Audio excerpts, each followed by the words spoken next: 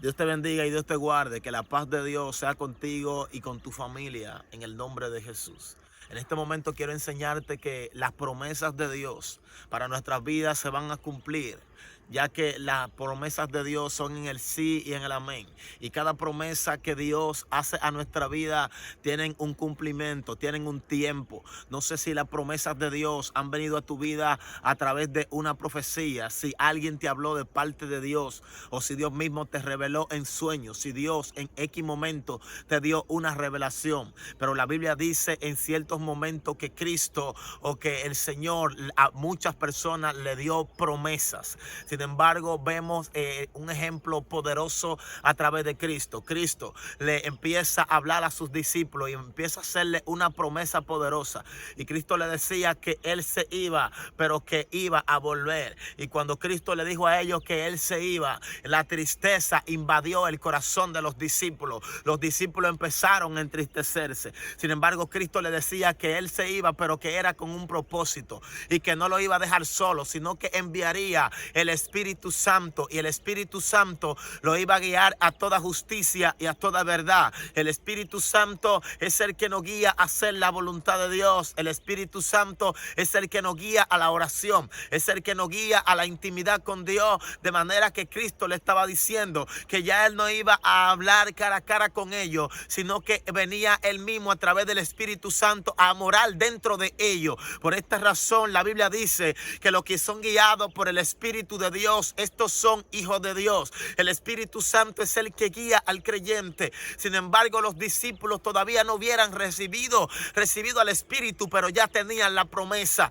Oh, gloria al Santo de Israel. Sin embargo, el tiempo va pasando hasta que el Cristo de la gloria es ascendido al cielo por dos ángeles. Y sin embargo, cuando este evento empezó a pasar, la Biblia empieza, aleluya, a enseñar de que dos ángeles se aparecieron y empezaron a declararle a los discípulos: este mismo Jesús que ustedes ven ir al cielo, así mismo lo verán viniendo con gran poder y gloria. Aquí está la segunda promesa que le hacen a los discípulos y al mundo entero, de que Cristo volvería a la tierra. Sin embargo, los discípulos, teniendo la primera promesa, que era el advenimiento del Mesías, inmediatamente empiezan y se trancan los discípulos y varias personas más en un aposento alto. Estaban 120 reunidos, estaban allí unánime, adorando y glorificando el nombre del Señor. Estaban allí unánime, en un mismo espíritu, en un mismo sentir, en una misma comunión, en un mismo pensamiento. Inmediatamente cuando los discípulos están allí, la Biblia empieza a enseñar que vino del cielo como un viento recio que soplaba, el cual llenó toda la casa donde estaban reunidos. Era el Espíritu Santo que venía. El Espíritu Santo entró como viento. El Espíritu Santo entró y llenó toda la casa donde estaban reunidos. Aquellas personas en aquel mismo momento fueron repartidos sobre ellos lenguas repartidas como de fuego, y empezaron a hablar nuevas lenguas. La gente pensaban que estaba loco, algunos pensaban que estaban borrachos, pensaban que estaban mal de la mente, pero no, fue el Espíritu Santo que llegó y hasta el lenguaje le cambió. El Espíritu Santo lo llevó a manifestar lo sobrenatural. El Espíritu Santo le permitió a ver a ellos, a recibir, le permitió aumentar la fe. El Espíritu Santo le permitió que su fe crezca. Estas personas empezaron a creer profundamente en el Espíritu. Por eso hoy vengo a decirte que no dudes de las promesas de Dios, porque las promesas de Dios son en el sí y en el amén. Si Dios lo dijo, Dios lo hará. Si Dios lo dijo, Él lo va a cumplir, porque Dios no es hijo de hombre para mentir, ni hijo de hombre para arrepentirse. Aquello que Dios te dijo en un momento, Dios te lo va a recordar.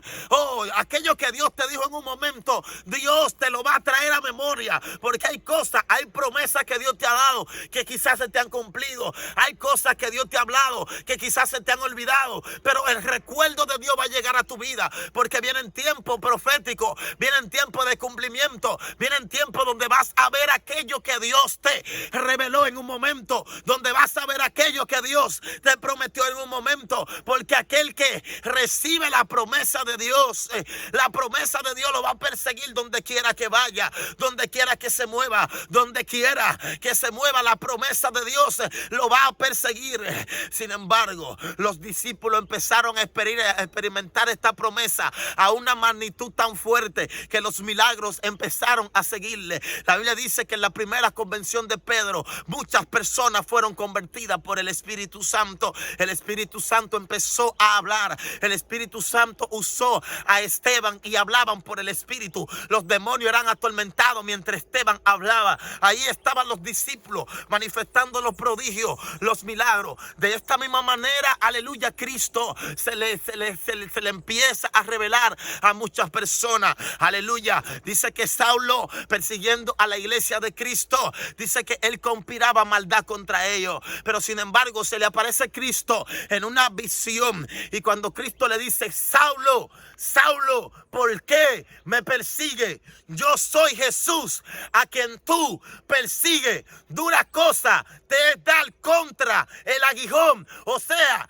que Saulo no estaba simplemente persiguiendo a la iglesia, sino que él estaba persiguiendo al mismo Cristo, ya que Cristo dejó una promesa de que él nunca nos dejará solo, de que él nunca nos dejará abandonado, sino que nos enviará el Consolador. O sea, que Cristo estaba peleando en ese momento una causa por nosotros, sino que Cristo salió a nuestra defensa a pelear con aquel homicida. Le salió al frente a aquel homicida que conspiraba en contra de la iglesia. Y fue tan fuerte el impacto de Cristo que el apóstol Pablo hasta quedó ciego. El apóstol Pablo recordaba la visión, pero quedó ciego. Vino una consecuencia de parte de Dios, porque Cristo guardaba la iglesia. Cristo guarda a su pueblo. Cristo está con su pueblo hasta hoy en día. Por esta razón tenemos nosotros que disfrutar de algo tan divino, de algo tan espléndido, ya que recibir al Espíritu Santo es recibir al mismo Dios dentro de nosotros.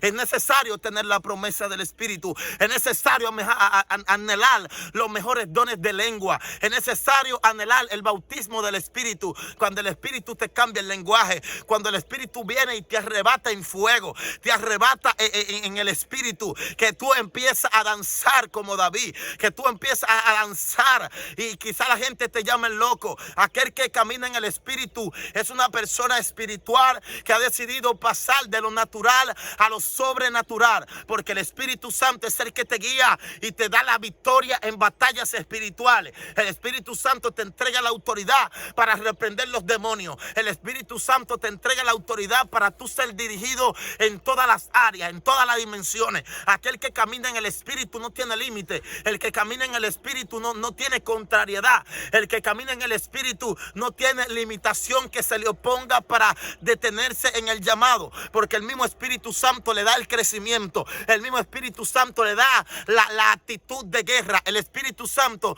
lo va elevando y le permite pelear con toda jerarquía del mundo espiritual. Aleluya. Por lo tanto, los ángeles se ven por el Espíritu Santo.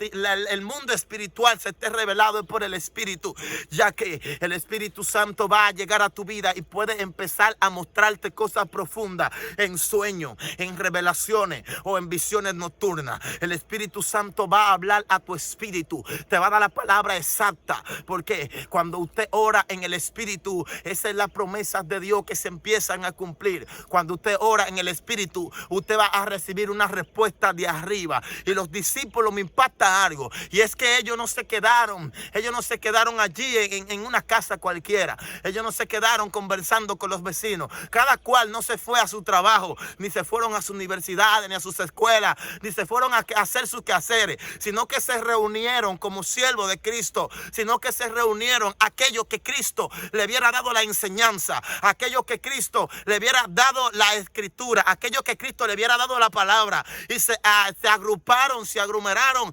allí en un aposento alto, y ese aposento alto lo consagraron y empezaron a adorar a Dios. Y cuando empezaron